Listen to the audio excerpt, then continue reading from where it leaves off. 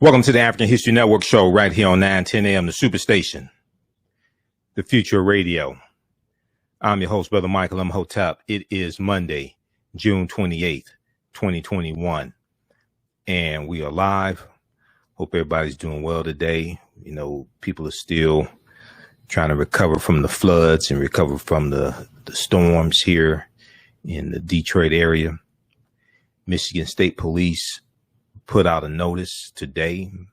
Well, they put one out, I think, yesterday also. Notice today, if you see flooding water, don't swim in it.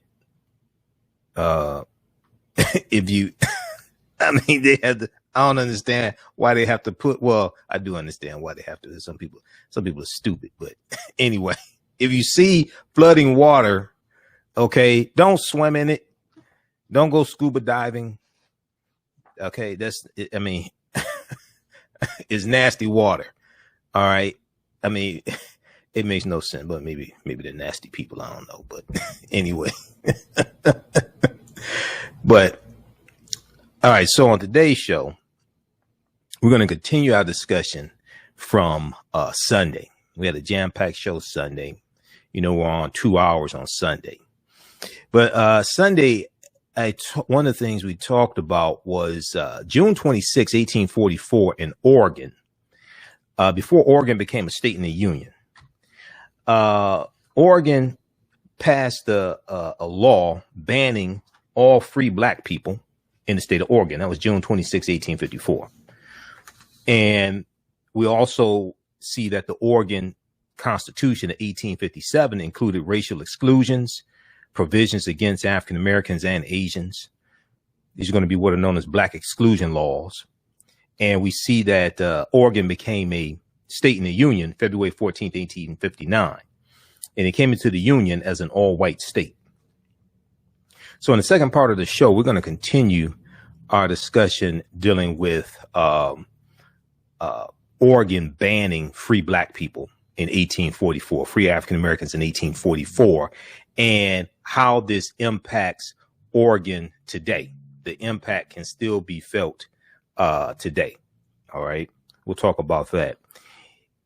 In the first part of the show, I want to deal with this story out of Amherst, Massachusetts. Amherst, Massachusetts. And I've seen this story for a few days here. But Amherst, Massachusetts, the city council has voted to establish a reparations fund for African Americans. City council has voted to establish a reparations fund for African Americans. Now, we know there's a growing call for reparations across the country, not just at the federal level, but also at the state and local level.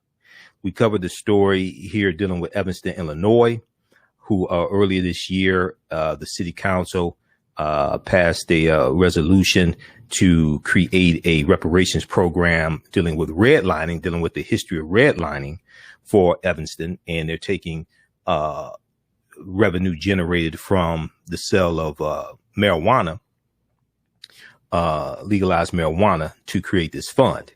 And that's a housing program, but it's designed to deal with a history of redlining in Evanston, Illinois. Now, we interviewed who was then Fifth Ward Alderwoman Robin Rue Simmons. I interviewed her right here on this show, and she was the one who spearheaded that initiative.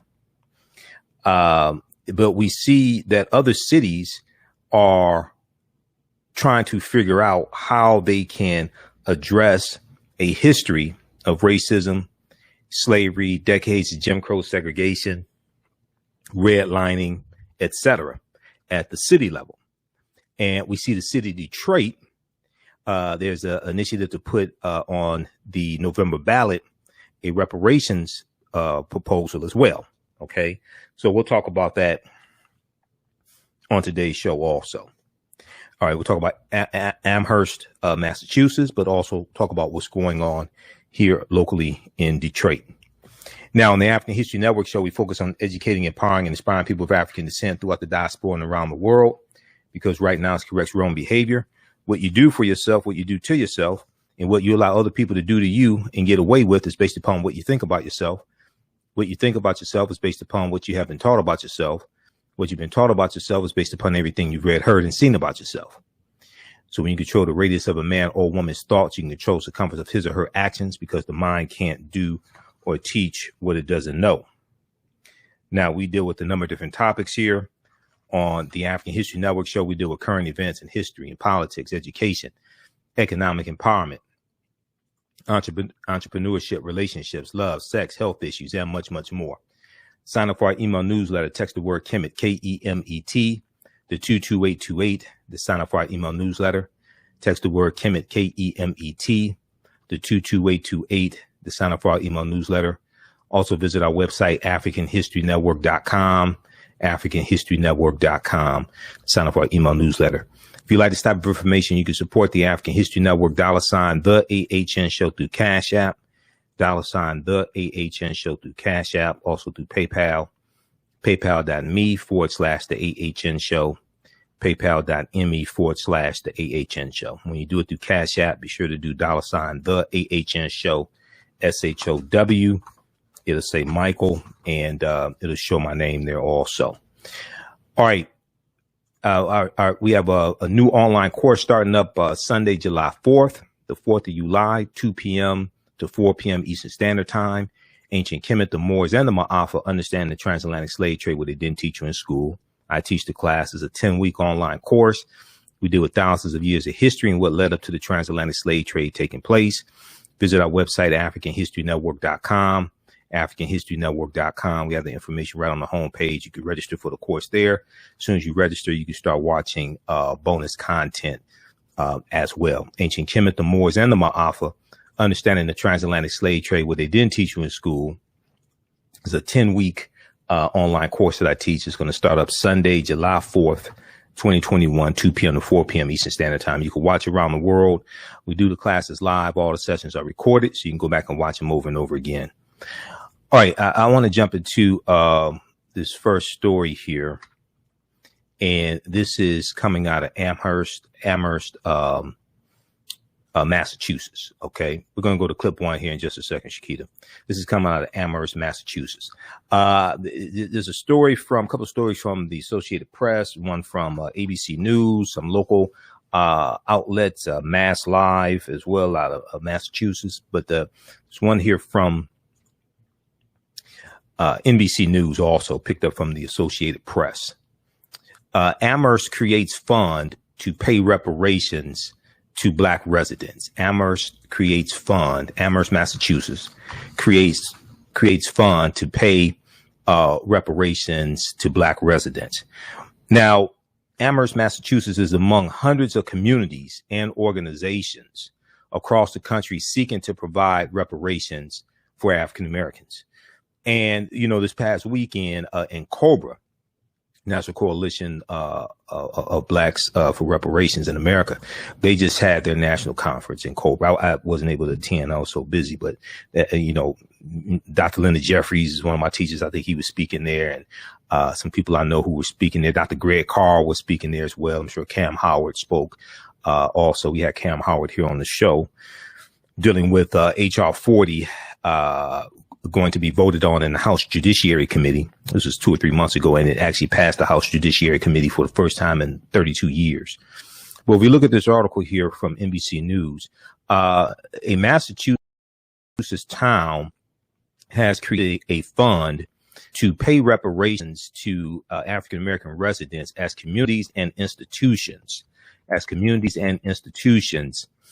across the country look to atone for slavery, discrimination, and past wrongs amid the nation's ongoing racial reckoning. Okay. Now, this is at the same time when you have an attack on the 1619 Project. You have an attack on critical race theory. You have the GOP, you have Republicans totally distorting what critical race theory is. You have state legislatures that are putting restrictions on what can be taught about systemic racism, what can be taught about the history of slavery, et cetera, in schools, like the state of Texas. Okay. All this is taking place at the same time. And this is also taking place when we just commemorated the 100th anniversary of the Tulsa Race Massacre, June 1st. And we commemorated and celebrated Juneteenth, June 19th, and Juneteenth was just made a federal holiday this month as well. All this is taking place at the same time. Now, the Amherst Town Council, City Council, on Monday, that was Monday last week, Monday, June 21st, voted 12-1 in favor of establishing the fund and requiring a 2/3 vote of the city council to authorize any spending from it. The Daily Hampshire Gazette reported, okay? It passed 12-1 in favor of establishing the fund and requiring a 2/3 vote of the council to authorize spending from it. Michelle Miller co-founded Reparations for Amherst, a local advocacy group that pushed for the measure. And she told the newspaper, the Daily Hampshire Gazette, that the fund sets the foundation for providing equity in the college town, which is located 90 miles from Boston. Okay, it's located 90 miles from Boston. Michelle Miller and other proponents have cited restrictive housing policies, okay, whether it's redlining or restrictive covenants, restrictive housing policies that prevented African-American families from purchasing homes in desirable parts of town. African-Americans were also shut out of jobs and educational opportunities at the University of Massachusetts Amherst, one of the state's largest and most prominent institutions, they say.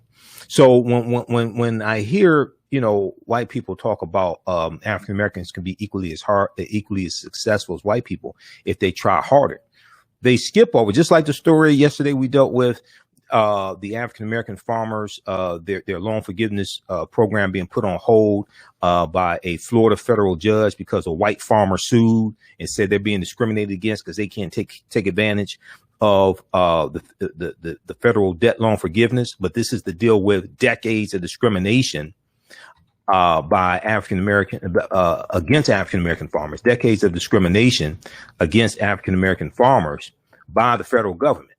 OK, so they skip over the past 100 years, and African-American farmers have lost 92% of their land. OK, about 12 million acres of land over the past 100 years. They skip over all that and then say, we want the same thing that you have, but they've been reaping the benefits for the past 100 years. The maldistributed benefits, white people, white farmers, white people in general have been reaping the benefits. But then when we talk about putting policies in place to remedy the benefits, they want to call that racist, but not the past 100, 200, 300 years of preferential treatment that they received. They don't want to call that racist. Before we go to break here, I want to go to this clip here. This is clip number 1. This is from channel 22 there in Massachusetts. WWLP 22 News. Amherst creates fund to pay reparations for Black residents. Let's go to clip 1. The town of Amherst has approved creating a fund to pay reparations to Black residents. The town council voted 12-1 in favor of setting up the fund. The approval means the town can now begin accepting contributions for the effort and decide on other ways to finance reparations work. The council is considering a proposal to designate more than $200,000 in surplus money as an initial seed investment. Okay, so that's from WWLP 22 News in Amherst, Massachusetts.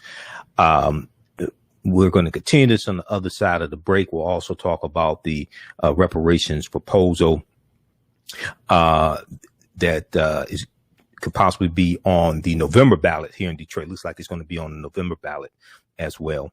You listen to the African History Network show right here on 910 AM, the Superstation, the Future Radio. I'm Michael Imhotep. We'll be back in a few minutes. Black on Purpose Television Network. Yes, Black on Purpose Television Network. All black, all positive, all the time. The largest Black-owned streaming television network in the world. Bringing our people together worldwide. Controlling our messages, our stories, our way. Black TV the way it should be. Black music, Black history, and more. 30-plus channels, thousands of shows. Black on Purpose Television Network. Subscribe now.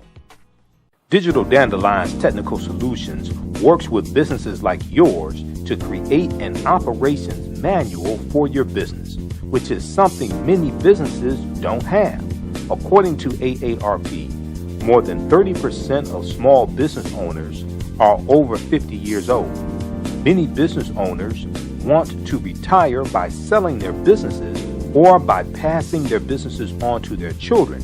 However, according to Forbes Investment Advisors, many retiring owners' attempts to sell their businesses for retirement fail. You cannot sell your business without a business manual. Your children also cannot inherit your business because there is no way to run it. Your business does not have to die when you leave. Their business Bible products will give you the tools you need for a thriving business that can make you money even after you retire. Are you looking at increasing your business's annual revenue? Digital Dandelions can help you make at least $100,000 in annual revenue and expand your business. Speak with them today about solidifying your business. Visit digitaldandelions.com today and get a free 30-minute consultation. We all know the cannabis industry is headed toward an uprise in the past decade. What happens when there is a brand that brings this uprise in a blow? The cannabis industry welcomes her uprise. Hustle her hemp. Delivering excellence with pride is her watchword, and how you choose to embrace it makes it a priority.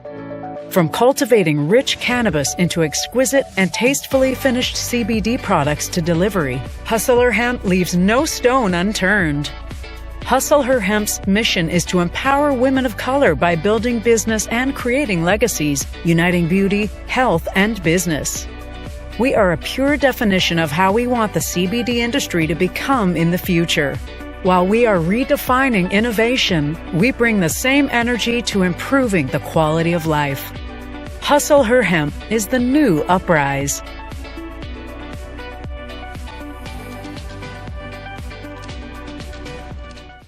Welcome back to the African History Network show right here on 910 AM Superstation, The Future Radio.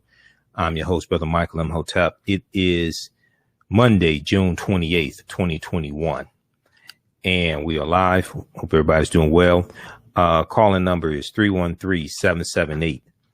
313-778-7600 is the calling number if you have a question or comment.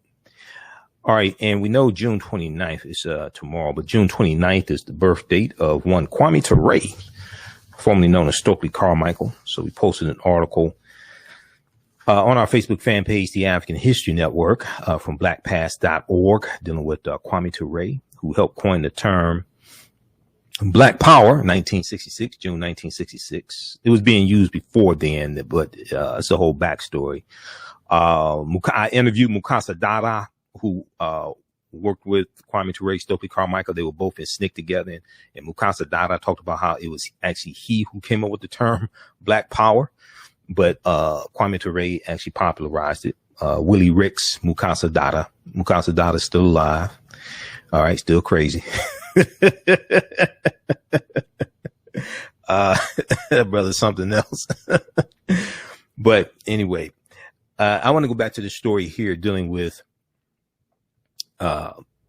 City Council in Amherst, Massachusetts, passing a resolution to set up a fund to distribute reparations to African Americans. So the story comes by way of NBC News, and ABC has a story on this. I looked at some local stories also on this. This is from June 25th, 2021. Amherst creates fund to pay reparations to Black residents. Now, we see a growing push for reparations, but not just at the federal level. And we talked about this on our show yesterday. You have now 190 co-sponsors of H.R. 40 in the House of Representatives. All of them are Democrats. Go to congress.gov. Go to congress.gov. We talked about this on yesterday's show. So go back. You know, all these shows are archived at our Facebook fan page, The African History Network, The African History Network, and our YouTube channel, Michael Imhotep, IMHOTEP. You can read all these bills at congress.gov, bills coming out of the House of Representatives and U.S. Senate. You can read them at congress.gov. Look at H.R. 40, Commission to study and develop proposals for African Americans Act, sponsored by Sheila Jackson Lee of the Congressional Black Caucus, Democrat out of Texas, same woman who sponsored the Juneteenth bill to make Juneteenth a federal holiday. As we talked about on our show, we dealt with the evidence that there's been a fight going back to the late 1960s to make Juneteenth a federal holiday. People didn't just start trying to make Juneteenth a federal holiday last year. That is decades in the making. And the fight for reparations and Juneteenth are directly related. There's a reason why she's the sponsor of both bills. They are related. They are not separate. But if you go and read this here, this is at congress.gov. This is where we go to do research and read bills. It shows you who co-sponsored the bill, who has signed on to vote for the bill. It's 190 names. They're all Democrats. No Republicans in the House of Representatives support H.R. 40. Okay, so what does that tell you? And for it to pass the U.S. Senate, as we talked about yesterday, you're going to need 10 Republicans to vote for it because you need 60 votes in the Senate. 10 Republicans in the Senate right now that support reparations don't exist.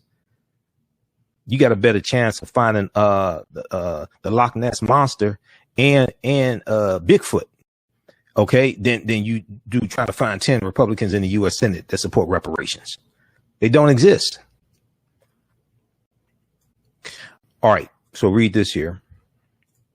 Let's go back to this one from NBC News. So Michelle Miller, who co-founded Reparations for Amherst, and other proponents have cited restrictive housing policies preventing African Americans from purchasing homes in desirable parts of town. There's redlining, okay? And redlining is created by the federal government. All right, a lot of these policies were created by the federal government, and they're going to be adopted by states and cities and local municipalities.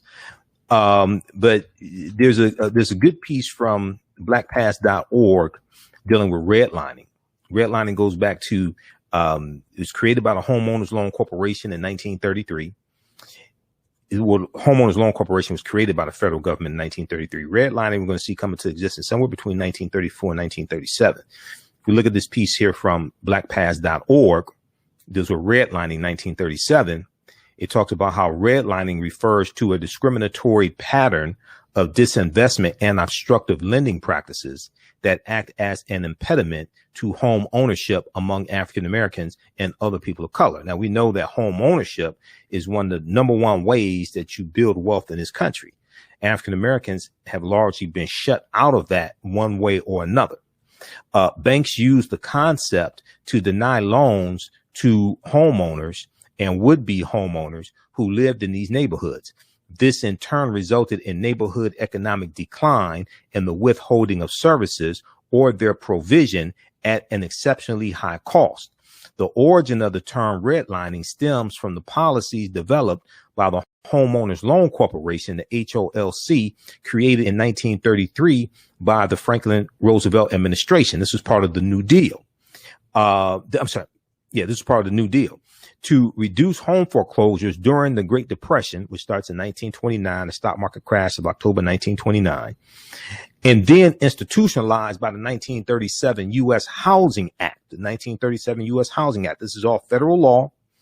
And the 1937 U.S. Housing Act established the Federal Housing Association, the FHA. Federal housing agencies, including the HOLC, Homeowners Loan Corporation, and the Federal Housing Association, FHA, determined whether areas were deemed unfit for investment by banks, insurance companies, savings and loan associations, and other financial services companies. The areas were physically demarcated with red shading on a map. In contrast, zones which were to receive preferential lending status were marked in green shading and intermediate areas in blue shading. Often these decisions were arbitrarily based on the area's racial composition rather than income levels. Often these decisions were arbitrarily based on the area's racial composition rather than income levels. While the practice was almost universal before 1968. The Civil Rights Act passed that year, which was the Fair Housing Act of 1968. The Fair Housing Act of 1968 theoretically outlawed redlining. Nonetheless, its impact was still felt after that date. In a series of Pulitzer Prize winning articles, which appeared in 1988 under the title The Color of Money, Atlanta Journal-Constitution reporter Bill Dedman described how Atlanta, Georgia banks still discriminated by the racial designation of neighborhoods. Well, so one of the things this is showing is how white people benefit from their whiteness, even if they don't know they benefit from their whiteness. This is one of the things that this is showing when you study this history. This is why you have certain people that want to shut down the conversation about teaching the history of systemic racism and things like this in school, because now you're going to deal with how this whole system is put together and the maldistribution of wealth, power, and resources. And if you can figure out how this is all put together, then you can understand the laws that have to be reversed and how to change this. So there's a concerted effort to suppress this from being taught in schools. And the reason why people want to suppress it from being taught in schools is because they benefit from wealth, power, resources being maldistributed. Racism is a system of advantage and privilege distributed based upon race. This comes the ideology of European white supremacy. This is for the purpose of preserving genetic white survival. Racism, it has nothing to do with not liking people, calling people racial epithets, things like this. Racism is a system of advantage and privilege distributed based upon race. Now, this is not attacking people. This is not attacking people who are white. No, we're talking about a system of white supremacy and racism. Oftentimes you have people who benefit from the system and don't really know it. They're not bad people, but a lot of times they benefit from it and don't know it. This is why this is a concerted effort to keep the history from being taught. Because see, once people start realizing, because you have some people that say, well, wait a second, we saw with the protests that took place in the summer 2020. It wasn't just black people out protesting. It was white people as well as saying this is wrong. This is unjust. There was white people saying Black Lives Matter as well. So read the rest of this article here from blackpast.org. This one deals with redlining. Okay. And there are other articles you can read dealing with this. His article illustrated how these banks, Bill Dedman for Atlanta Journal-Constitution. His article illustrated how these banks were nearly twice as likely to lend to homeowners and prospective homeowners in low-income white neighborhoods as in affluent black neighborhoods. Now, here's white people who are low-income white neighborhoods who are benefiting from the discriminatory practices of the banks. Now, sometimes they didn't know. Sometimes, it could be a situation where they didn't know the banks were doing this. But now we do know. See, they're benefiting from being white. Now, it could be very well a lot of them didn't know that the banks were doing this or continuing to do this after 1968, after the Fair Housing Act, because it's going to be another 20 years until about 1988 where the Fair Housing Act actually has some teeth in it to really be enforced. So read the rest of this here. I don't have time to get through it. This is only 1 hour show. Redlining from blackpast.org. Okay. Racism is a system of advantage and privilege distributed based upon race. This gives you some insight into how this system works. And politics is the legal distribution of what? Scarce wealth, power, and resources. These were laws from the federal government. The redlining was created by the federal government. Okay. So when we talk about repairing the damage, we're not just talking about repairing it. We talk about reparations. We're not just talking about repairing the damage of 246 years of slavery. We're talking about decades of Jim Crow, segregation, redlining, housing discrimination, job discrimination, theft of land, okay, being locked out of loans. We're talking about repairing the damage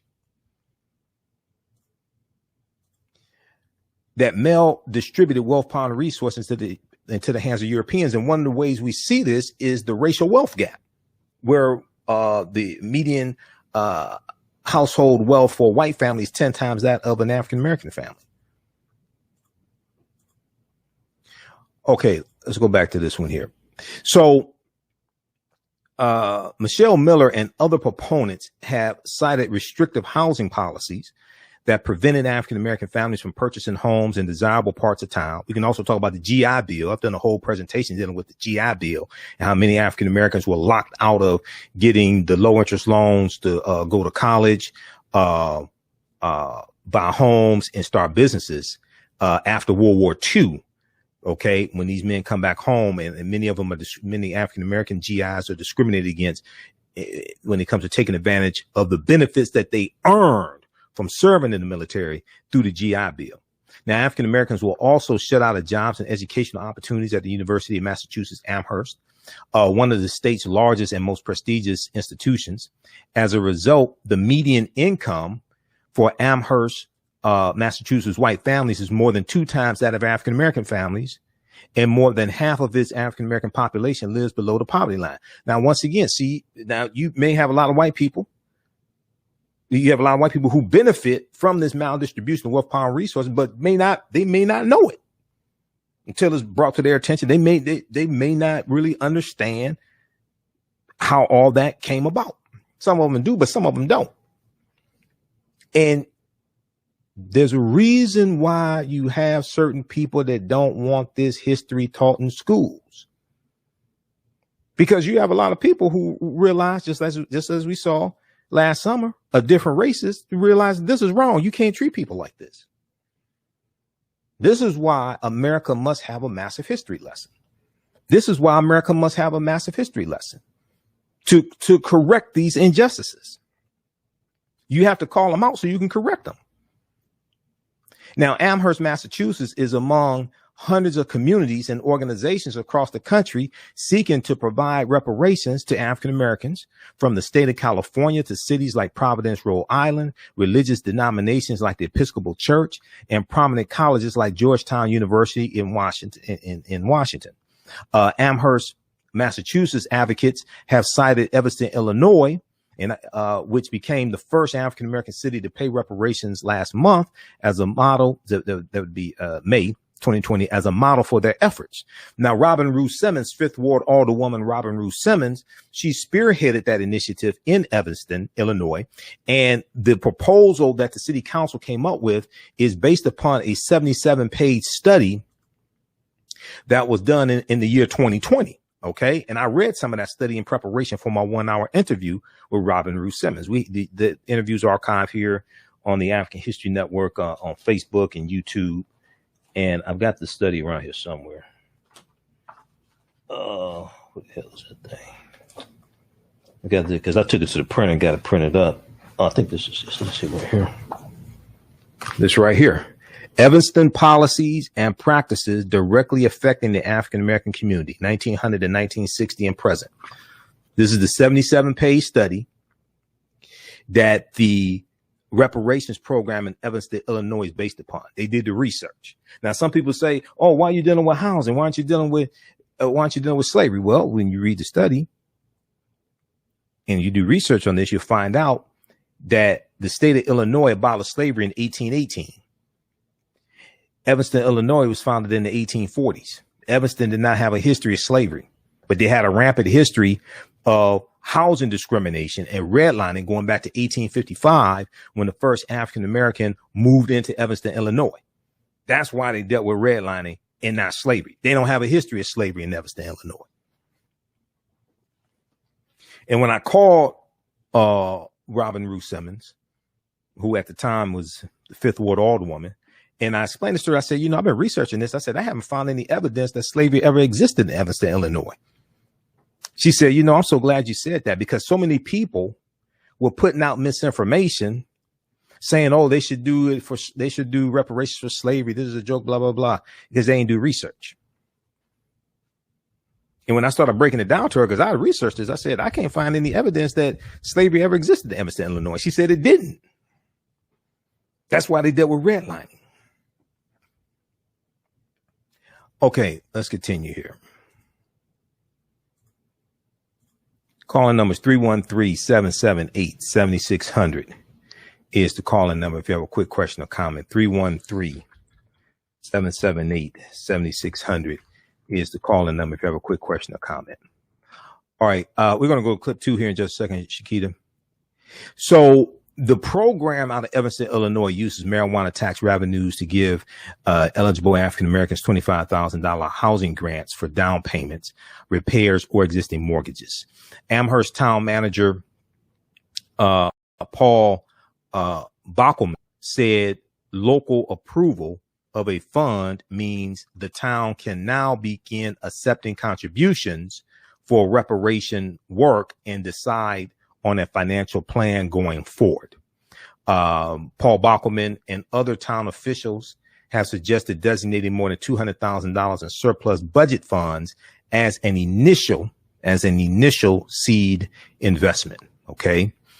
The council on Monday also approved creating the African Heritage Reparations Assembly to develop the town's reparations plan by October 31st, 2021. The newspaper reported it will be made up of 6 African-American residents and 1 representative from Reparations for Amherst.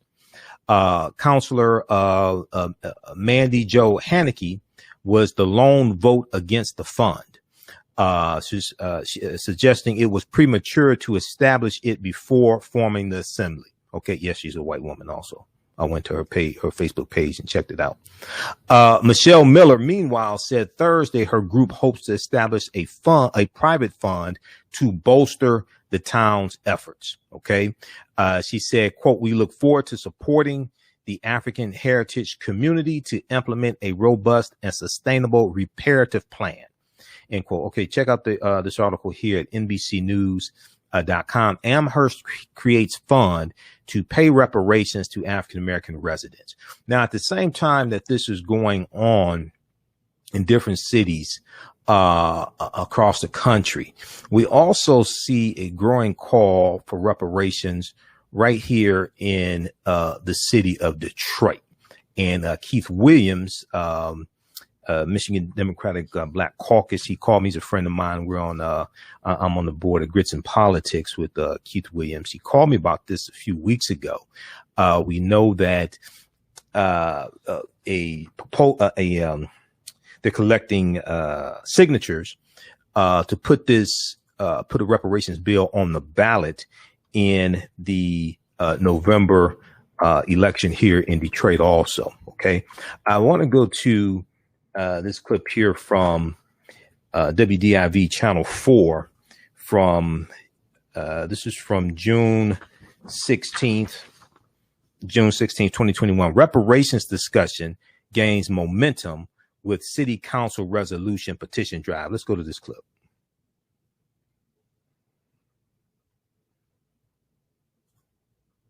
Making a serious case for reparations here in Detroit. Council leaders just approved a new resolution that will allow the city to explore potential options for this long talked about topic. Victor Williams has more on just how many Detroiters are signing on to this idea, and it seems to have momentum at the moment, Victor. Lots of momentum, Devin. Take a look at this. This is just one of the sheets that's used to collect signatures for this petition. Notice there are only 12 slots. So if we wanted to show you all of the Detroiters that signed on to this, we'd be holding hundreds of these. We never got our 40 acres and a mule. We should have continued what happened after 1865, and then we have all of those things that set us back, like Jim Crow. Attorney Todd Perkins says so far enough people have signed on to have the vote for reparations appear on the upcoming November ballot. What I understand the signature amount that's required was 3,608. We submitted, I believe, well over 3,700 signatures. At this point, the signatures will have to be validated, but the groundwork is being done in a way that works hand in hand with a similar idea from Detroit City Council. It is a call to say that we as a city would like to join the national movement regarding reparations. City Council President Pro Tem Mary Sheffield says a historic resolution was just passed so that now the city can finally have an open discussion on what can be done. We, as a predominantly black city, believe that so many of our families have been hurt and we would like to begin to explore ways in which reparations could play out here in Detroit. But some leaders in the Black community, like pastor of 180 Church Lorenzo Sewell, believes a handout is exactly what this would be. I believe that us as a people, we have enough within ourselves to do everything we need to do to pull ourselves up. I don't believe that we need a handout. Anytime you receive shekels, there come shackles. And the resolution that was passed mainly focuses on reparations for America and our entire nation, but the ones with the signatures that I'm holding right here in my hand, this is mainly, according to Todd Perkins, something that's going to be for Detroiters specifically. As far as where the money is coming from, he's saying maybe we should dip into the marijuana money because a lot of those funds have yet to be allocated. Victor Williams. Oh, all right, Victor. I photograph. Okay, pause right there. All right, that's courtesy WDIV Channel 4 in Detroit. That's on June 16th, 2021. They have an article dealing with this at clickondetroit.com. Clickondetroit.com. Detroit City Council approves reparations resolution. That's an article from clickondetroit.com. This clip is also on their YouTube channel, WDIV's YouTube channel. Name of that clip is Reparations Discussion Gains Momentum with City Council Resolution Petition Drive. Okay. Now, the pastor that you heard, see, this is an example of how you need to go study some history. Okay. There's always an Isaiah T. Montgomery in the bunch. There's always an Isaiah T. Montgomery in the bunch. Who was Isaiah T. Montgomery? Isaiah T. Montgomery was the only African-American delegate at the Mississippi State Convention in 1890 when they voted on the Mississippi State Constitution. And the Mississippi State Constitution instituted poll taxes and literacy tests. And Isaiah T. Montgomery was the founder of Bayou, Mississippi. He was a wealthy African-American. He owned land. He was also the first mayor of Bayou, Mississippi. And he voted against the interests of his own people, along with these white supremacists at the Mississippi State Convention. Okay. We talked about this before as well. Read this article here from Washington Post. The Mississippi plan to keep blacks from voting in 1890. We came here to exclude the Negro. Okay. Now, the quote, "We came here to exclude the Negro," that is what the convention president, Solomon Saladin Calhoun, who was a white county judge, that's what he said. He said, this is why we're here. He said, quote, "Let's tell the truth if it bursts the bottom of the universe. Let's tell the truth if it bursts the bottom of the universe. We came here to exclude the Negro. Nothing short of this will answer." And Isaiah T. Montgomery voted along with the white supremacists against the interests of his own people. Okay, that's Hiram Rhodes Revels. He's the first African-American U.S. senator from Mississippi. Who was not the first, he's the only. They haven't had one since 1870 when he was sworn in. 1870. They haven't had one since Reconstruction because of the restrictive voting laws that were passed in Mississippi.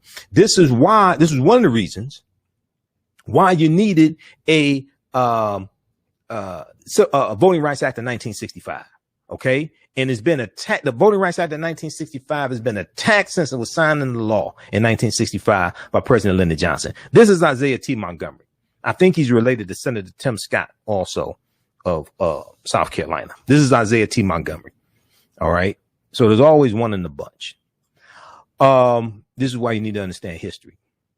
So let's go back to this article here from Detroit Free Press. Name of this article is Detroit City Council pushes ahead with reparations initiative. Detroit City Council pushes ahead with reparations initiative from Dana Afana, June 15th, 2021. And that's Mary Sheffield, President Pro Tem of the Detroit City Council and City Councilwoman of District 5. So the resolution also states that African Americans have been unjustly enslaved, segregated, incarcerated, denied housing, quote, through racist practices, end quote, in public and private markets, denied mortgages, displaced and faced racial steering, redlining, blockbusting, gentrification, and more. This don't have nothing to do with what the hell we got in us. What we're talking about is what happened to us. Okay, this is what we're talking about. This is what happens when you don't understand history. Attorney Todd Perkins, and I know Todd. I just saw Todd. What day is this? Monday. I saw Todd Thursday. I had to go get my hair cut, and his law office is in the same building. So Attorney Todd Perkins is submitting a ballot initiative for the November 2020 election, seeking to amend a portion of the city charter. I'm sorry, 2021, seeking to amend a portion of the city charter, which, quote, restricts from the voters to enact city ordinances for the appropriation of money, restricts power from the voters to enact city ordinances for the appropriation of money, end quote, according to the petition. Now, he said this is a way to sequester funds from marijuana revenue sales to be placed in a reparations fund or committee. This don't have nothing to do with handouts. This has nothing to do with handouts. This deals with repairing the damage of a legacy of slavery, decades of Jim Crow segregation, redlining, etc., that have created the racial disparities that exist today. This don't have nothing to do with handouts. Quote, they would then decide how these monies would be spent and for what purpose, said Attorney Todd Perkins, who told the Detroit Free Press he received nearly 4,000 signatures. He said, quote, it creates a sense of understanding and acknowledgement that, okay, you were actually wronged. There's an acknowledgement that something went wrong. Well, not only that, we deal with the U.S. Interstate Highway Acts of 1952 and 1956 that drove about 41,000 miles of U.S. interstate highways all across the country. They ran right through Black Bottom and Paradise Valley right here in Detroit, wiping out businesses and homes. About 300 businesses wiped out. Those African Americans are going to be displaced over to 12th and Claremont. Many of them go over to 12th and Claremont. So when the rebellion jumps off 1967, those people were already angry because they lost their homes because the expressways ran through. This ain't nothing about no damn handout. What are you talking about? You need to do some research. It creates a sense of understanding and acknowledgement that, okay, you were actually wronged. There is an acknowledgement that something went wrong. Now, Michigan Democratic Black Chair Keith Williams, who's a friend of mine, is working with Attorney Todd Perkins, another friend of mine, on pushing for reparations for African-American Detroiters, Keith Williams said. Keith said, quote, you can go back to 1792 when William Macomb, who Macomb is named after, Macomb Street, William Macomb had 26 slaves, William said. You could throw in Lewis Cass also. Lewis Cass owned at least one slave. That's who Cass Technical High School is named after. And the name of Cass Tech needs to be changed. I've been telling you that. And Lewis Cass was also President Andrew Jackson's Secretary of War, and he helped carry out the Indian Removal Act of 1830, which pushed the Choctaw, Chickasaw, Creek, Cherokee, and Seminole Indians off their land in the southeastern United States, sent them over 1,000 miles into Oklahoma on what's known as the Trail of Tears, and 1/3 of the people on the Trail of Tears were African people. These were the slaves of those 5 civilized tribes of Native Americans. This is Lewis Cass, who was involved in the suppression and attacking and displacement of African Americans. And this is who Cass Technical High School is named after. So when we talk about repairing the damage, we also got to repair the damage to the minds of Negroes as well, because we've been mentally damaged. This is something that Dr. Carter G. Woodson talked about in his most famous book, The Miseducation of the Negro. They wouldn't give loans. Keith said they wouldn't give loans to African Americans. Then you had the city of Detroit ordinances created where African Americans live in slums, so they could use federal money for a highway system in their community. Then you got the 1967 riot. He said riot is actually rebellion. He probably meant rebellion. It's the rebellion. We were rebelling against a system of white supremacy racism. And all you have to do is go read the Kerner Commission report that was commissioned in about June, July 1967, came out March 1968, commissioned by President Lyndon Johnson, okay, and Governor Otto Kerner of Illinois. He headed it up, so that's why I got the name Kerner, the Kerner Commission. It talked about what caused the rebellions. It talked about a disinvestment in the cities. It talked about poor education, poor opportunity for jobs. It talked about the racism and discrimination that was inflicted upon African Americans. This is not talking about no hand up. Okay. This is talking about get your knee off our neck. This is dealing with repairing the damage. Now, when, let's see. So, Keith Williams added that the caucus also endorsed Proposal P, a ballot initiative to amend the city's charter, the city of Detroit's charter. Part of the changes includes establishing a reparations task force. When he said, when Mary's resolution, Councilwoman Pro Tem Mary Sheffield, when Mary's resolution was voted on, then passed, he said, I had tears in my eyes. I look at the people who left Black Bottom. Okay. I thought about the people who went through police brutality right here in the city of Detroit. And a lot of that happened before Mayor Coleman Alexander Young, before Mayor Coleman Alexander Young became mayor, because when he became mayor, one of the first things he did was to integrate the police force, because there was such rampant police brutality by white police officers taking place before the 67 rebellion. We can go back to the 1943 Detroit race riot up and down Woodward Avenue during World War II. We can go back to the 1943 Detroit race riot.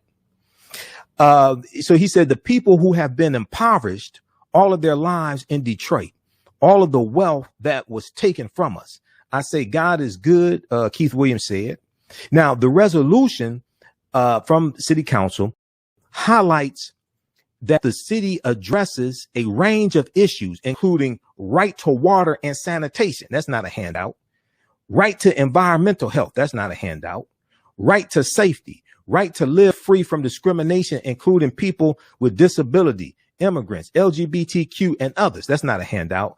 Right to recreation, right to access and mobility, right to housing, right to the fulfillment of basic needs. Okay.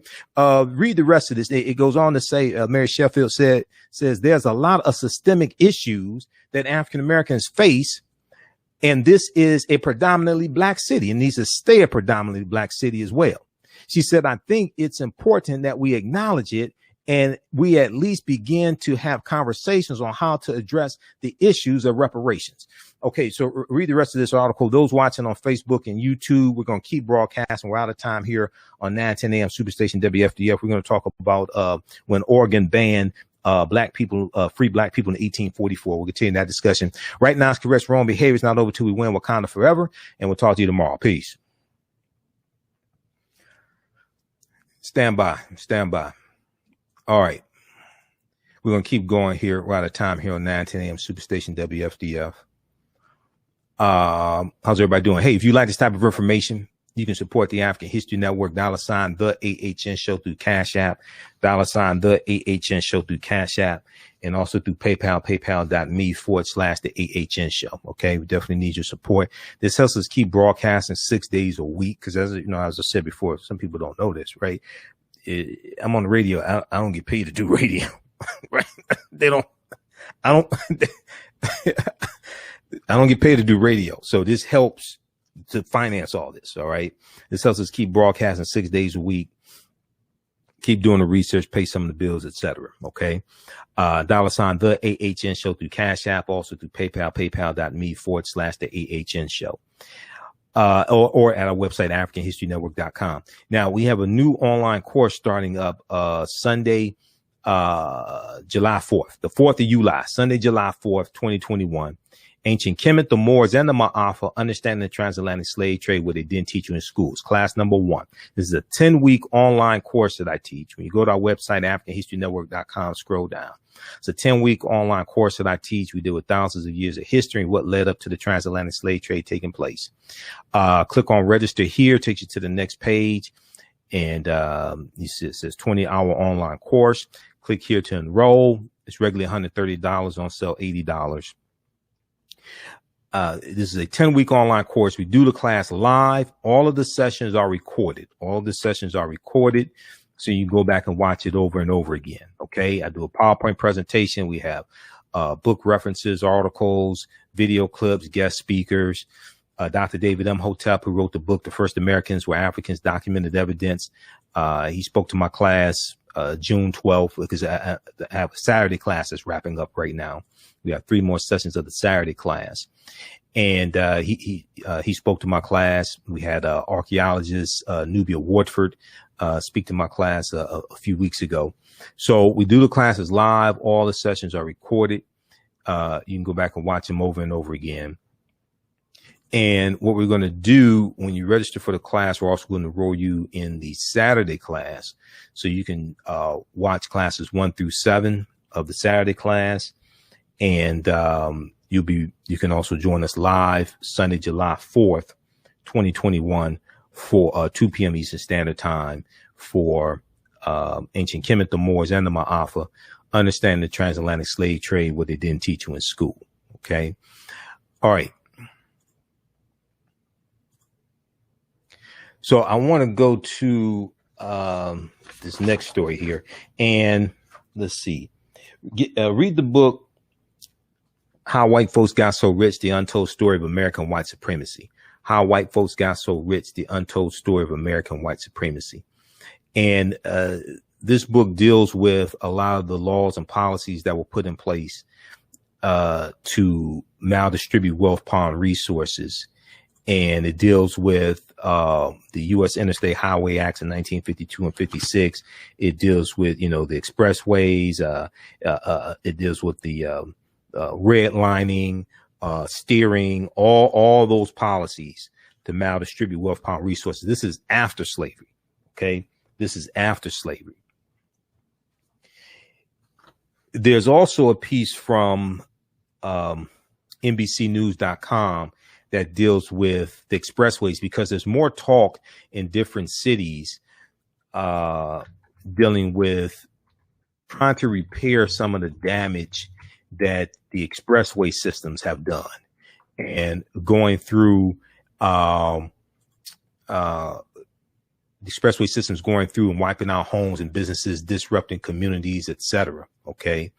There's a piece from I saw this clip, and Jamon Jordan is in it also. They've shown it on MSNBC. Jamon Jordan, historian here in Detroit, a friend of mine. We've had him here on the show before. I'm not sure if this one, we'll try to talk about this sometime this week, because I have some other things lined up. But if you look at this piece here from June 18th, 2021, from NBC News. Okay. And this is all connected. We're talking about repairing the damage. We're not talking about a handout. Bulldozed and bisected. Bulldozed and bisected. Highway construction built a legacy of inequality, where their removal healed historic wounds. Highway construction built a legacy of inequality. Will their removal heal historic wounds? Okay. So read this article here from NBCnews.com. This is from June 18th, 2021. Bulldozed and bisected. Highway construction built a legacy of inequality. Black on Purpose Television Network. Yes, Black on Purpose Television Network. All black, all positive, all the time. The largest black-owned streaming television network in the world, bringing our people together worldwide, controlling our messages, our story, our way. Black TV the way it should be. Black music, Black history, and more. 30+ channels, thousands of shows. Black on Purpose Television Network. Subscribe now. Hi, I'm Joel Wilson, President and CEO of JCW Computer Consulting, LLC, a technology implementation firm with over 20 years of satisfying customers. We offer a full spectrum of industry top-tier branded services.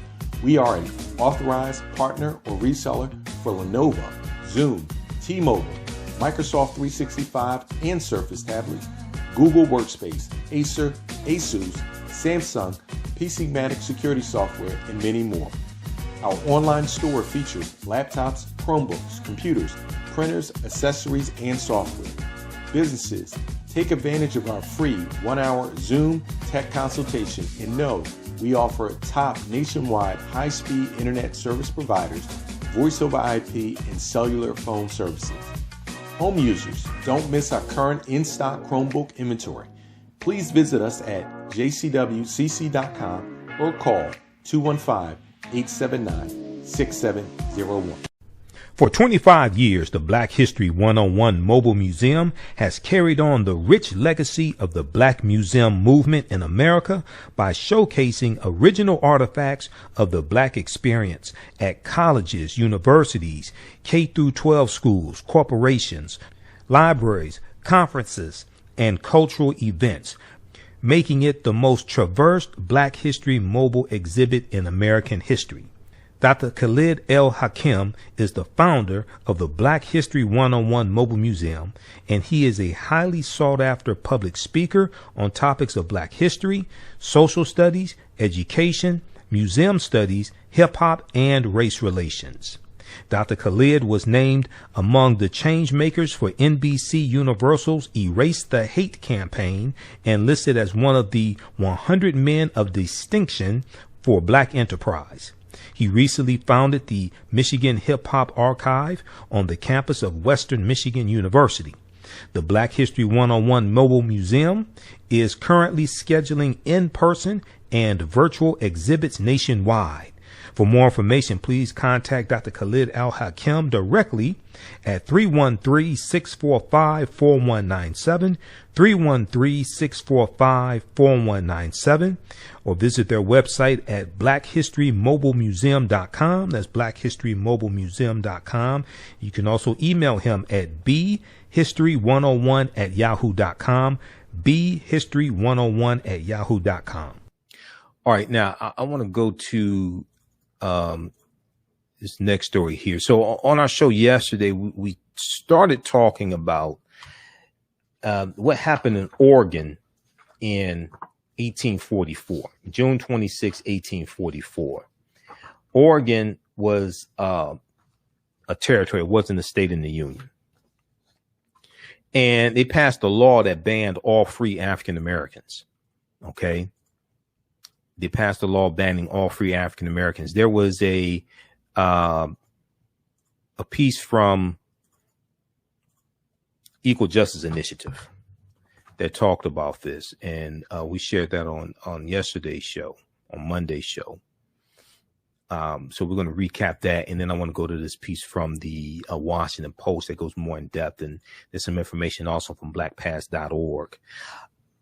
June 26, 1844. Oregon bans free African Americans. Okay. On June 26, 1844, the Legislative Committee of the territory then known as Oregon County passed the first of a series of Black Exclusion Laws. The law dictated that free African Americans were prohibited from moving into Oregon County, and those who violated the ban could be whipped, not less than 20, no more than 39 stripes. Those who violated the ban could be whipped, not less than 20, no more than 39 stripes.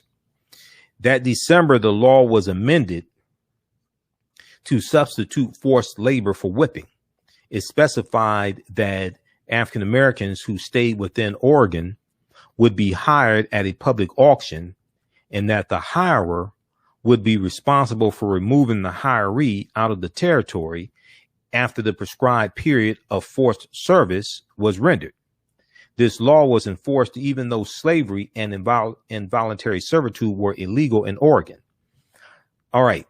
The preamble to a later exclusion law passed in 1849, it explained legislators' beliefs that, quote, it would be highly dangerous to allow free Negroes and mulattoes to reside in the territory of Oregon County, or Oregon Country, I should say, or to intermix with Indians, instilling feelings of hostility toward the white race, okay, or intermix with Indians, instilling feelings of hostility toward the white race.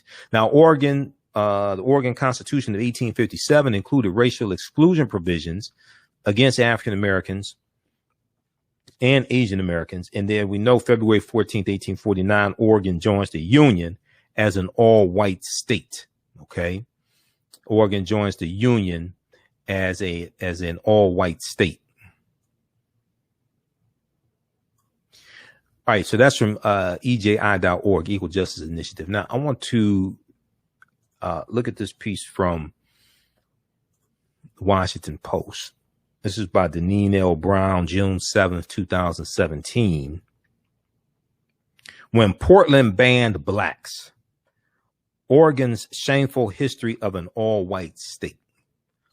And let me pull this up here. Do I have this one?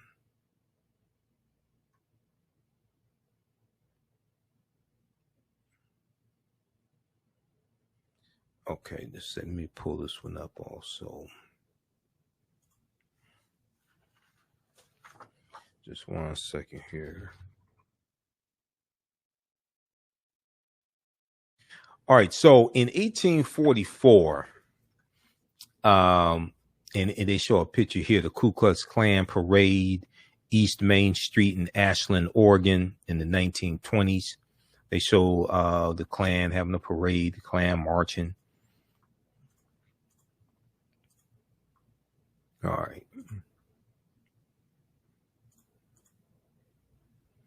So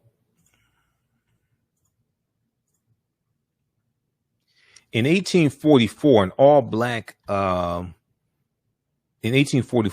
African Americans were ordered to get out of Oregon country, the expansive territory under American rule that stretched from the Pacific coast to the Rocky Mountains. It stretched from the Pacific coast to the Rocky Mountains. And actually, if you look here, we have the map.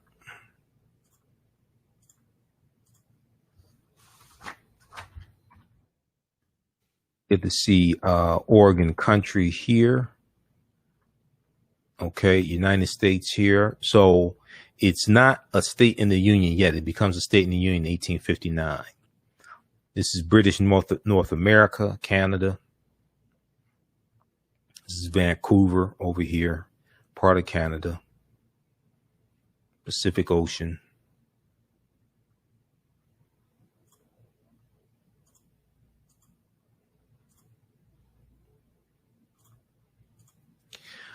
Okay, so in 1844, all African Americans were ordered to get out of Oregon country, the expansive territory under American rule that stretched from the Pacific coast to the Rocky Mountains.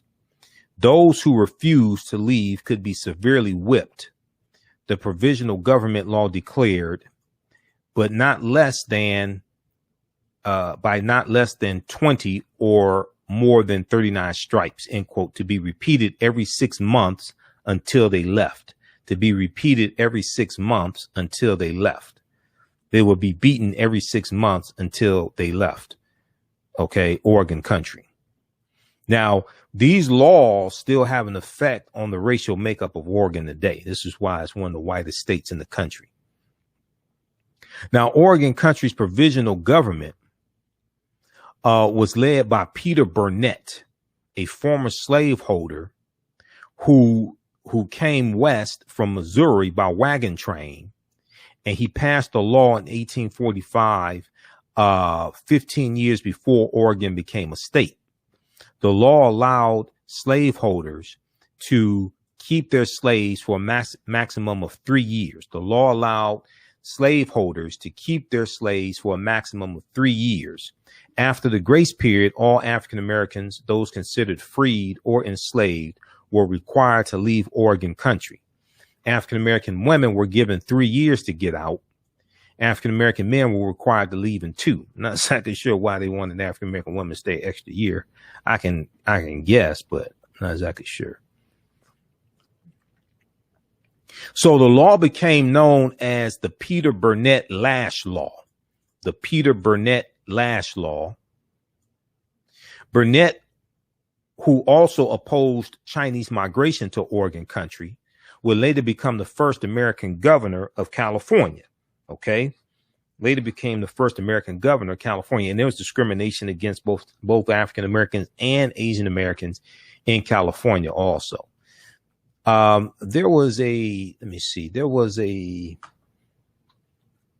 piece here. Who had that article? Because they have a picture of Peter Burnett.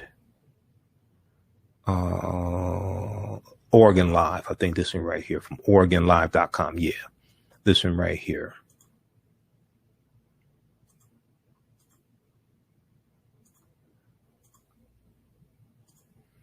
Black History Month, Oregon's exclusion laws aim to prevent blacks from settling here. This is from January 10th, 2019. This is Peter Burnett, author of Oregon's 1844 exclusion law. This is Peter Burnett. He became the first governor of California.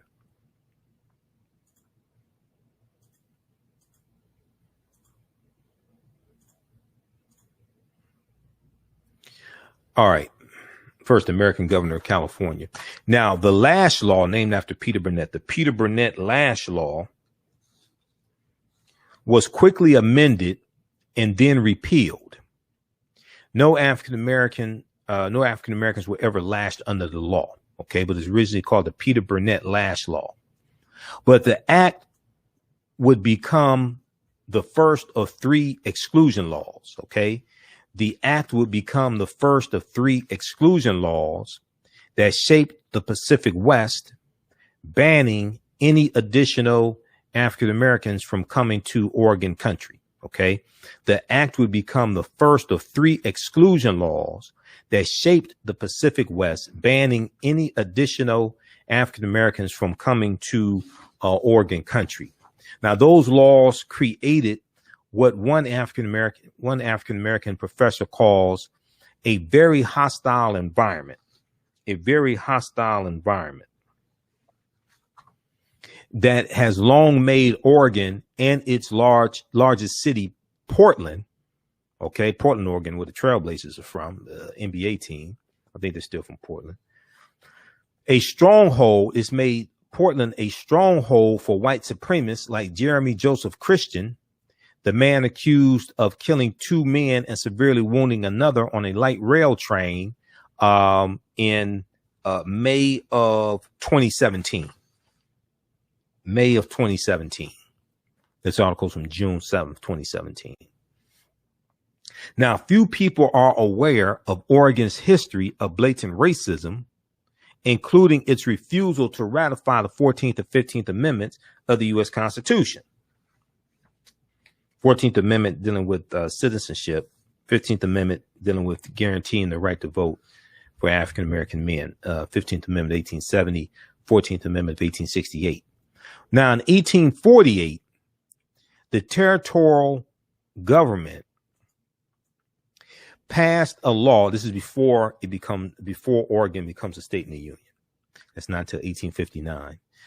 In 1848, the territorial government passed a law making it illegal for any Negro or mulatto, to their words, not mine, to live in Oregon country.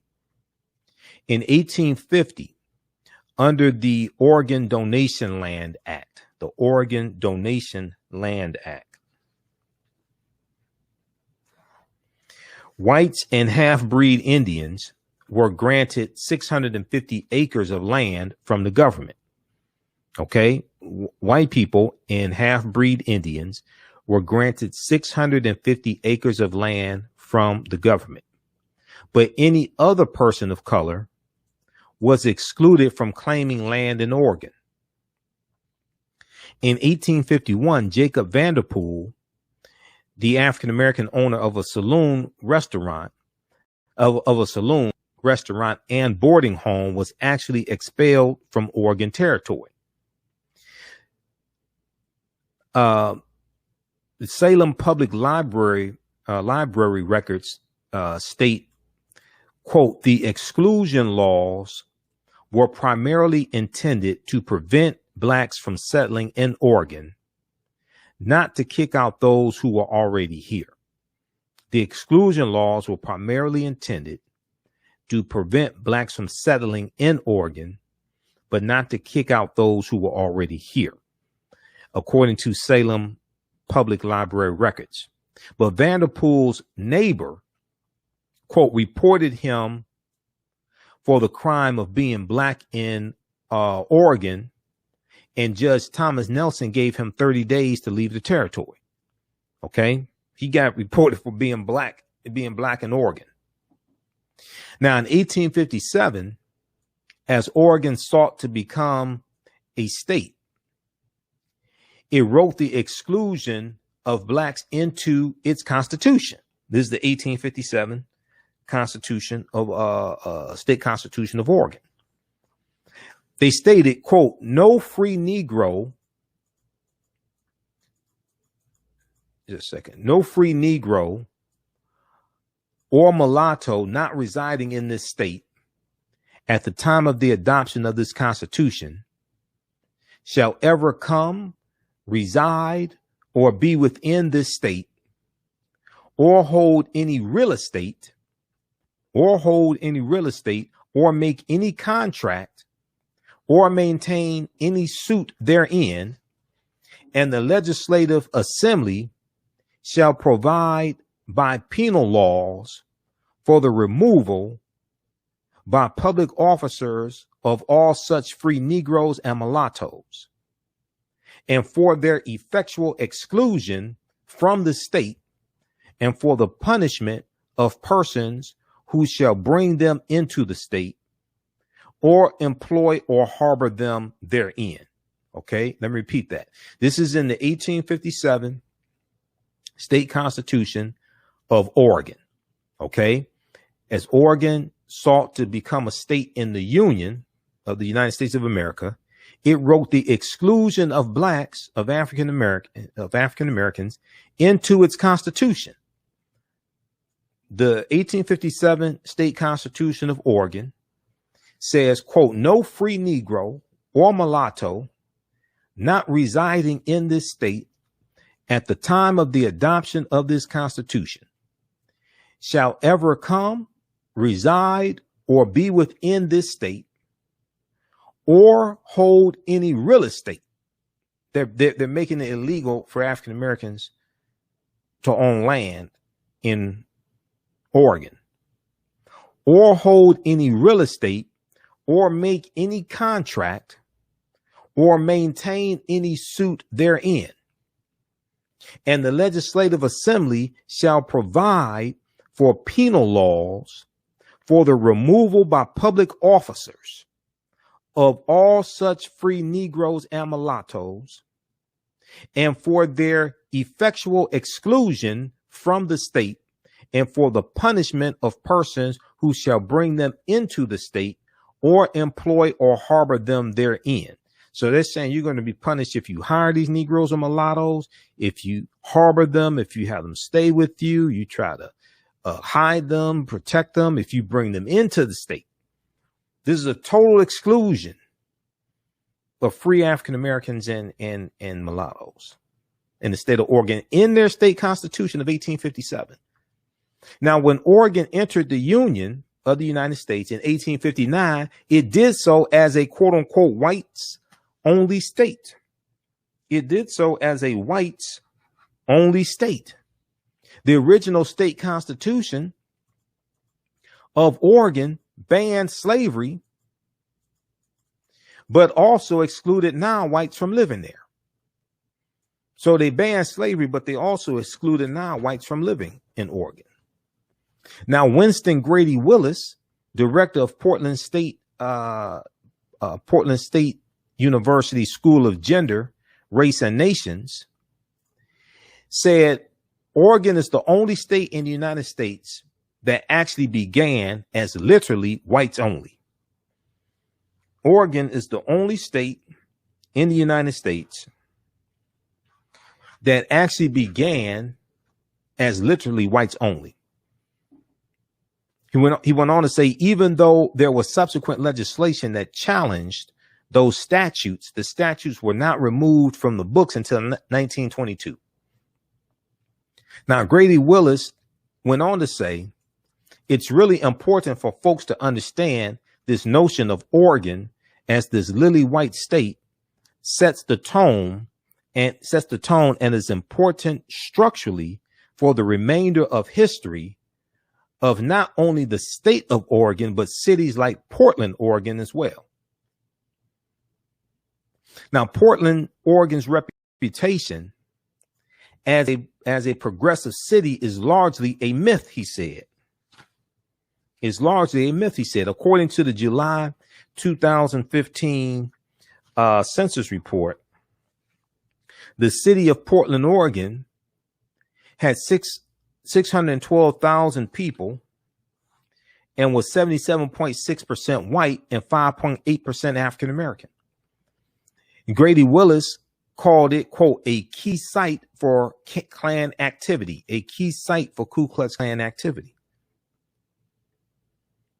Now, this is the historical backdrop for the charges against Christian, 35 years old, who allegedly verbally abused two women on the train, including one wearing a hijab, and then attacked the men who came to her aid. Okay, I remember that case when that happened.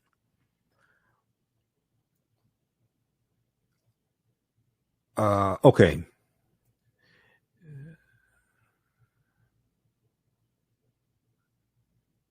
Now, Oregon has a defiant history of resisting federal laws that gave African Americans rights. When we look at the 14th Amendment, Karen Gibson, who's an associate professor in Portland State's Tulane School of Urban Studies and Planning, said Oregon rescinded its initial ratification of the 14th Amendment to the U.S. Constitution, which granted citizenship to, quote, all persons born or naturalized in the United States, end quote, including former slaves. Oregon rescinded its initial ratification of the 14th Amendment to the U.S. Constitution. Now,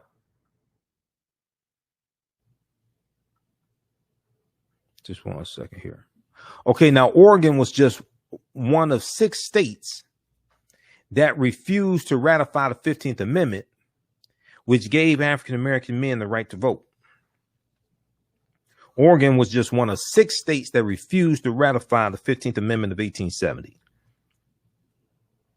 Oregon did not ratify the 15th Amendment, which was ratified by the other states in 1870.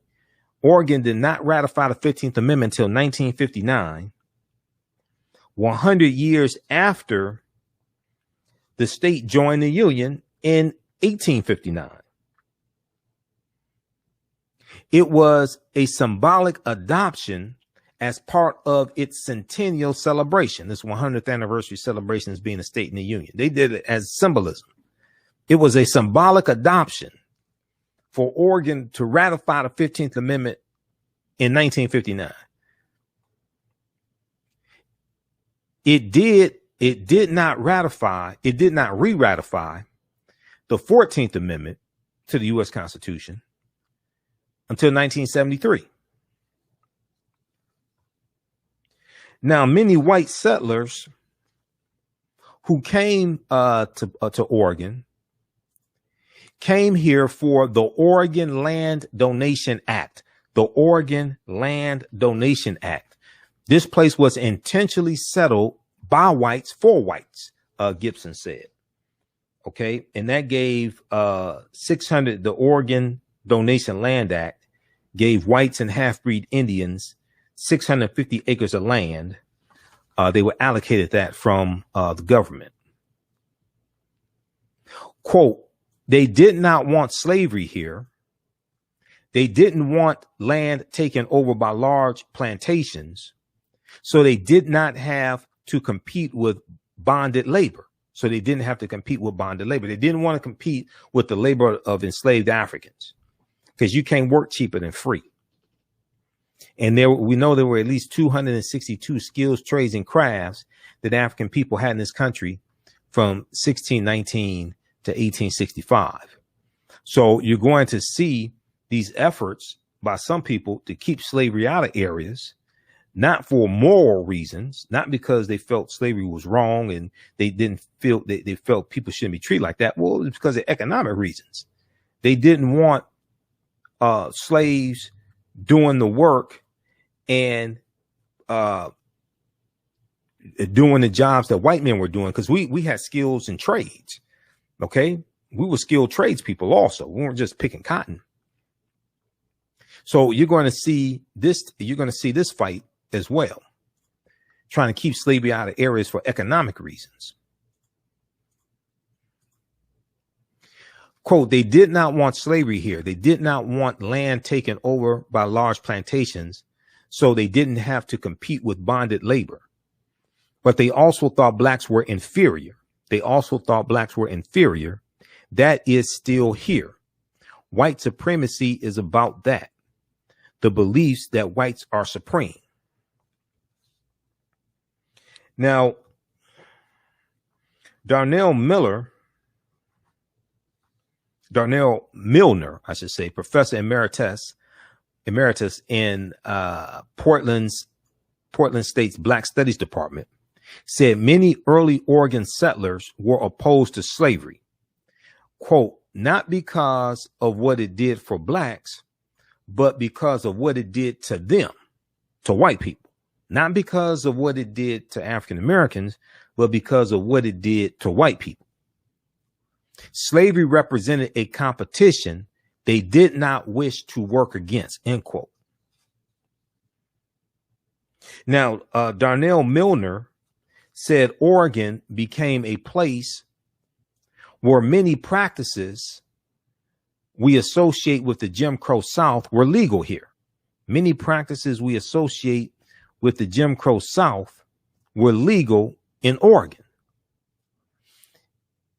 In the 1920s, Oregon had the largest Ku Klux Klan organization west of the Mississippi River. In 1922, Walter Pierce, a member of the Ku Klux Klan, was elected governor of Oregon. Now, he's a member of the Ku Klux Klan, elected governor of Oregon. We see that Peter Burnett, who came up with the Black Exclusion Laws of 1844, we see he became the first American governor of California. Now, Walter Pierce served as a member of the U.S. House of Representatives from 1932 to 1942.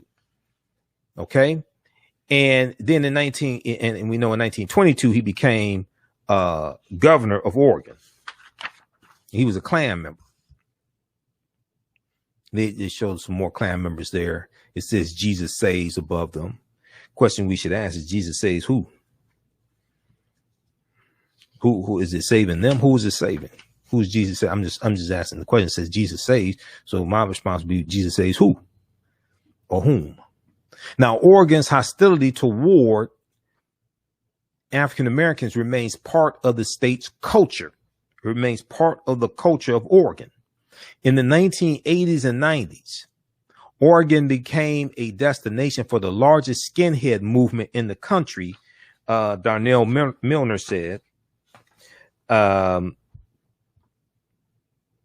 Professor Emeritus in Portland State's Black Studies Department. Darrell Milner. In the 1980s and 90s, Oregon became a destination for the largest skinhead movement in the country.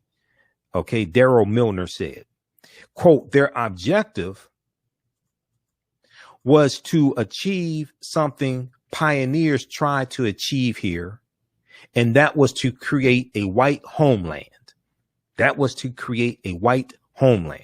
Now, Darrell Milner said that in the 1980s and 90s, quote, in Oregon and especially in Portland, Oregon, it was very dangerous for a person of color, end quote.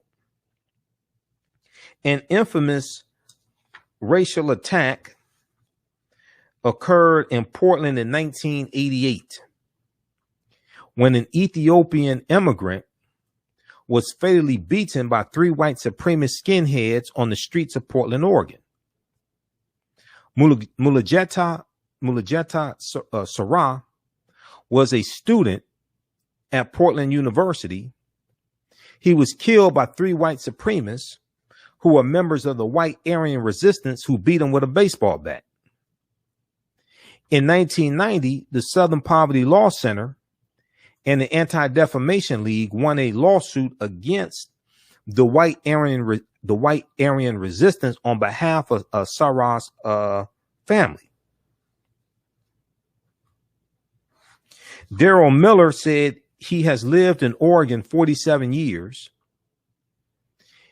He said when he heard about the stabbings on the train in May of 2017, the stabbings on the train in May of 2017, he said he was disturbed but not surprised. Disturbed but not surprised. He said it reinforced the subterranean awareness all people of color in Oregon have that something like that could happen to them at any time and in place. Anytime and in any place. That is reflective of what people of color in Oregon live with. It is on a subconscious level daily. It is on a subconscious level daily. You are constantly aware that is a possibility. Okay, so check out this article here from, this is from June 7th, 2017. When Portland banned blacks, Oregon's shameful history as an all-white state. When Portland banned blacks, Oregon's shameful history as an all-white state. And this is by Deneen L. Brown for the Washington Post. Okay. Now, very quickly here. Lastly, there's also a piece from blackpast.org that deals with Black Laws of Oregon, 1844 to 1877, 1844 to 1857. Okay. Black Laws of Oregon, blackpast.org, 1844 to 1857. So you can check this out as well. It's another good article, a lot of historical information.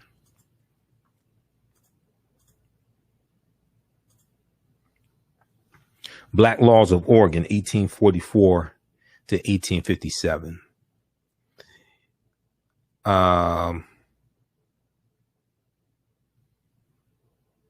And just briefly here,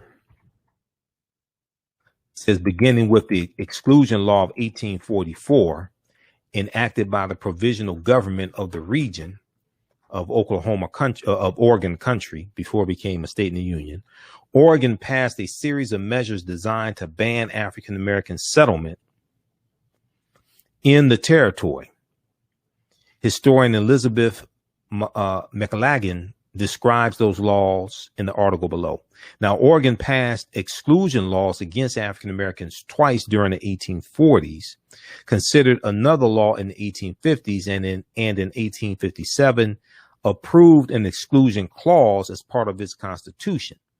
Exclusion laws were also passed in Indiana, Illinois, and considered in Ohio, but Oregon was the only free state admitted to the Union with an exclusion clause in its constitution.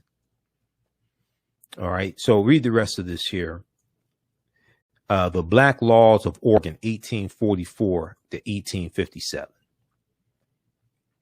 So we talk about repairing the damage of slavery. It's not just being enslaved. It's oppressive laws like this that help to maldistribute wealth, power, and resources into the hands of Europeans. Okay, If you like this type of information, also you can support the African History Network, $ the AHN Show through Cash App, $ the AHN Show through Cash App, also through PayPal, paypal.me / the AHN Show, paypal.me / the AHN Show. And this helps us keep broadcasting 6 days a week, keep doing the research, stay on the air. Or at our website, AfricanHistoryNetwork.com, click on the yellow donate button. And when you do it, do Cash App, be sure to type in $ the AHN Show, SHOW. It'll say Michael and show my name there. We have the real, a real Cash App account up, and these other ones are fake ones. Be sure to register for the online course that I teach. We have a new one starting up Sunday, July 4th, 2021. It's going to be 10 consecutive Sundays, 2 p.m. to 4 p.m. Eastern Standard Time. Ancient Kemet, the Moors, and the Maafa, understanding the transatlantic slave trade, what they didn't teach you in school. Kemet is one of the original names for Egypt. Maafa is a Kiswahili term referring to the great disaster, our Holocaust, the transatlantic slave trade. If you go to our website, AfricanHistoryNetwork.com, scroll down the page, you'll see the information for the class. Click right here on Register Here, and it takes you to the next page. Click on Enroll. And as soon as you register, you can start watching the bonus content. You can join us in class live Sunday, July 4th, 2 p.m. to 4 p.m. Eastern Standard Time. We do the class live. All the sessions are recorded, so if you miss anything, you can go back and watch it over and over again. All right, we're out of time here. Remember, at the African History Network, we focus on educating, empowering, and inspiring people of African descent throughout the diaspora and around the world, because right now it's correct wrong behavior. It's not over till we win Wakanda forever. We'll talk to you next time. And also email us at AHNshow@AfricanHistoryNetwork.com, AHNshow@AfricanHistoryNetwork.com. To advertise with the African History Network. You can also watch the African History Network show on blackonpurposetv.com, blackonpurposetv.com, BOP TV.com. I talked to Michael Campbell, CEO of Black on Purpose. So they started uploading episodes of our shows daily also. On Purpose Television Network. Yes, Black on Purpose Television Network. All black, all positive, all the time. The largest black-owned streaming television network in the world. Bringing our people together worldwide. Controlling our messages, our story, our way. Black TV the way it should be. Black music, Black history, and more. 30+ channels, thousands of shows. Black on Purpose Television Network. Subscribe now. Gain knowledge in minutes from insightful summaries of progressive and socially conscious books. Blacklisted gives you access to curated content that'll satisfy your curiosity to learn and understand different perspectives. Empower yourself through inspirational and actionable ideas. It's easy to read or listen to on the go. Blacklisted. Empower yourself. Start your free trial today. For 25 years, the Black History 101 Mobile Museum has carried on the rich legacy of the Black Museum movement in America by showcasing original artifacts of the Black experience at colleges, universities, K-12 schools, corporations, libraries, conferences, and cultural events, making it the most traversed Black History mobile exhibit in American history. Dr. Khalid El-Hakim is the founder of the Black History 101 Mobile Museum, and he is a highly sought-after public speaker on topics of Black history, social studies, education, museum studies, hip-hop, and race relations. Dr. Khalid was named among the change makers for NBC Universal's Erase the Hate campaign and listed as one of the 100 men of distinction for Black enterprise. He recently founded the Michigan Hip Hop Archive on the campus of Western Michigan University. The Black History 101 Mobile Museum is currently scheduling in-person and virtual exhibits nationwide. For more information, please contact Dr. Khalid El-Hakim directly at 313-645-4197, 313-645-4197, or visit their website at